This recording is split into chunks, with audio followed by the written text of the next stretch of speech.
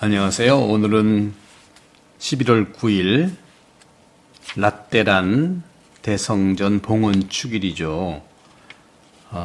최초의 바실리카 양식의 대성당이 라테란 대성당인데 로마에 있습니다. 성요한 성당이라고도 하고요.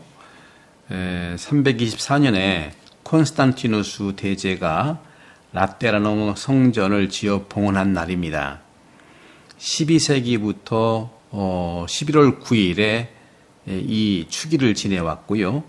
처음에는 로마에서만 지내다가 안티오키아 이냐시오 성인이 기록한 대로 사랑의 모든 공동체를 이끄는 베드로 교좌에 대한 사랑과 일치의 표지로서 로마 예법의 모든 교회로 확대되었습니다. 거기에 걸맞게 오늘 복음은 요한복음 2장 13절에서 22절이죠. 성전 정화에 대한 이야기입니다.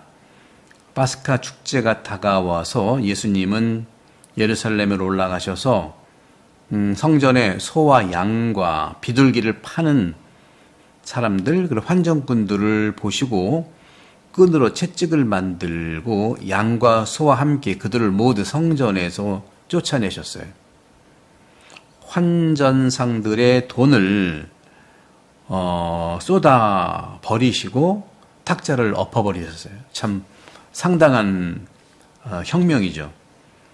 그리고 비둘기 파는 사람들에게는 이것을 여기 치워라.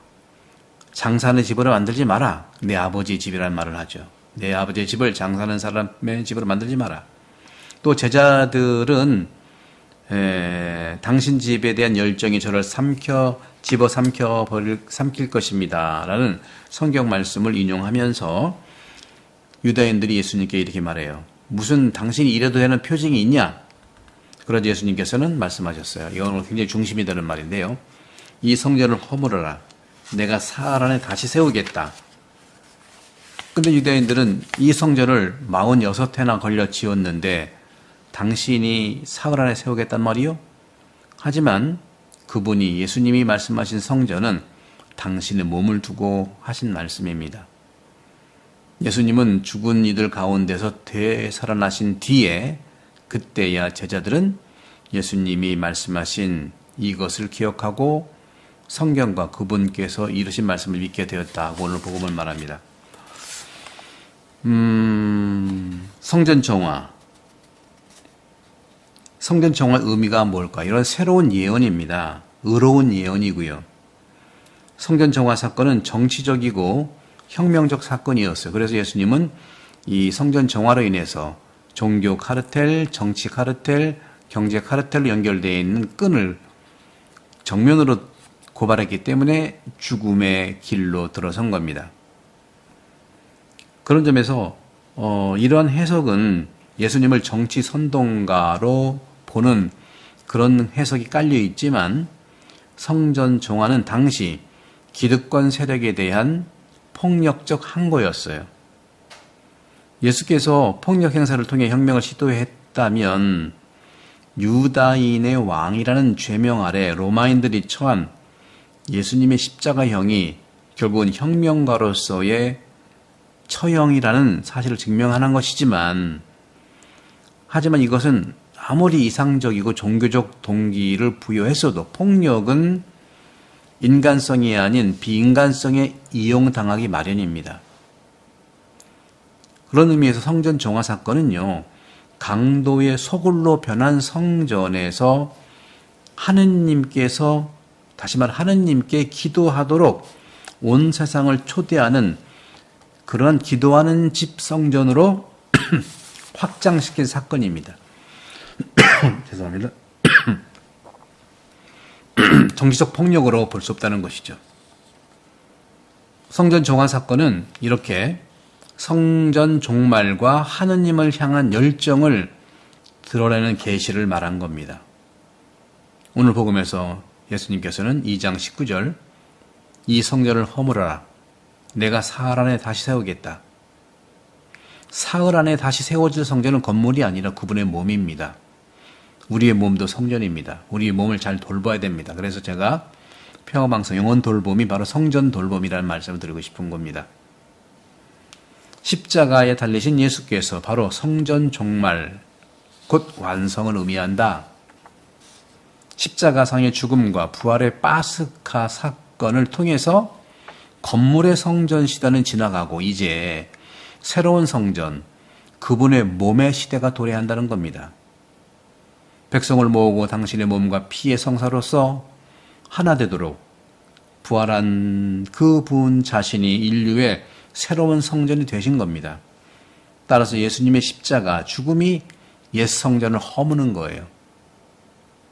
그분의 부활로 더 이상 이 산이나 저 산이 아니라 영과 진리 안에서 하느님께 드리는 새로운 예배가 시작된 것이죠. 예수님은 요한복음을 통해서 성전을 정화하실 때 제자들이 떠올렸던 말씀, 즉 당신 집에 대한 열정이 저를 집어삼킬 것입니다. 2장 17절이죠. 당신 집에 대한 열정이 저를 집어삼킨다는 표현은 하느님을 향한 열정을 가진 사람이야말로 하느님께서 그를 집어삼킨다는 뜻이죠. 그 사람을 세상으로부터 소외시켜 버린 그런 부분들. 시편 69편에 고난당하는 의인을 둘러싸고 미워하는 이들로부터 그를 하느님께서 구해달라는 내용입니다. 그런 점에서 볼 때에 공감복음, 특히 마태복음 21장 13절에서는요. 나의 집이라고 성전을 지칭하지만 요한복음은 내 아버지의 집이라고 언급합니다. 내 아버지의 집. 요한이 언급한 소와 양과 노끈과 채찍 그리고 환잔상에 대한 말이나 예수께서 돈을 쏟으신 것은 공간복음에서 찾아볼 수 없거나 또 다른 표현들로 되어 있어요. 요한이 장사하는 집이라고 한 반면 공간복음에서는요. 강도의 소굴이라는 말을 설명하고 있습니다. 공간복음에서 예수께서 쫓으신 사람은요. 팔고 사는 자, 마태복음 21장 12절, 마르코복음 11장 15절이죠.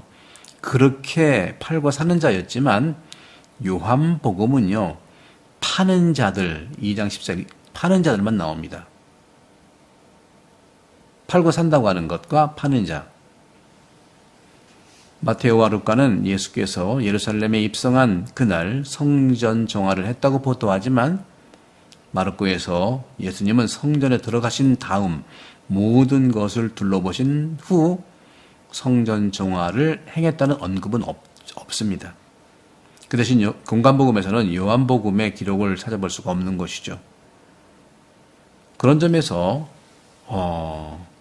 우리가 오늘 이 복음을 묵상하면서 생각할 수 있는 것은 전반적인 행동, 곧 상을 얻고 내어 쫓으신 행위 자체가 공간복음과 요한복음 유사성을 보이고는 있습니다. 하지만 성전에 있어야 할 말씀은 없고 장사꾼의 이기와 탐욕, 흥정과 결탁의 악취만 가득하다는 메시지를 두고 있는 것입니다. 오늘날 그리스도교 한국교회, 세계교회는 어떻습니까? 예수께서 예루살렘에 입성하시고 맨 처음, 그렇죠? 맨 처음 보는 것이 바로 그 성전이었기 때문인 것이죠. 사랑하는 형제자매 여러분, 우리 한국도 1784년에 교회가 시작한 지 이제 240년 가까이 됩니다. 성전을 많이 우리가 져야 되죠.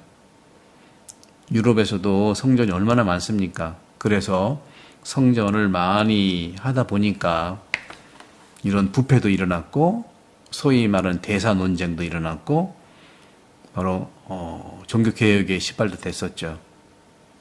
저는 오늘날의 한국교회가 천주교는 240년, 개신교는 140년 됐는데 성전이 부족하긴 하죠. 하지만 어떤 부분이 성전일까? 기도하는 집. 예수께서 성전에 들어가시어 물건을 파는 일을 쫓아내기 시작했다고 하는 것은 그들에게 나의 집은 기도의 집이 될 것이다 하고 기록된 것이죠. 예수님께서 날마다 성전에서 가르치셨잖아요. 우리 그런 부분들을 보시면서 성전 정화 사건은 이스라엘과 유대 종교에 대한 폭도적 반역 행위였습니다. 예수께서는 성전 정화 사건 이후에 계속해서 성전에 살다시피 하면서 가르치셨어요. 난동을 부린 후에도 사랑 때문에 포기할 수 없는 아버지의 집, 성전에서 머무를 수밖에 없었습니다. 루카복음 19장 46절이죠. 무책임하게 뒤집어 벗었다면 그만인 것이 아니라 새로운 말씀으로 계속 성전을 채우셨습니다. 우리 한국교회 성전 짓는 거 필요하죠. 하지만 성전 짓는 거에만 몰두한 뿐만 아니라 예수님 계속해서 기도하고 말씀을 집어넣는 그런 말씀으로 채우는 말씀 학교가 풍요롭게 일어나기를 축복합니다. 성부와 성자와 성령께서 여러분 모두를 강복합니다. 감사합니다.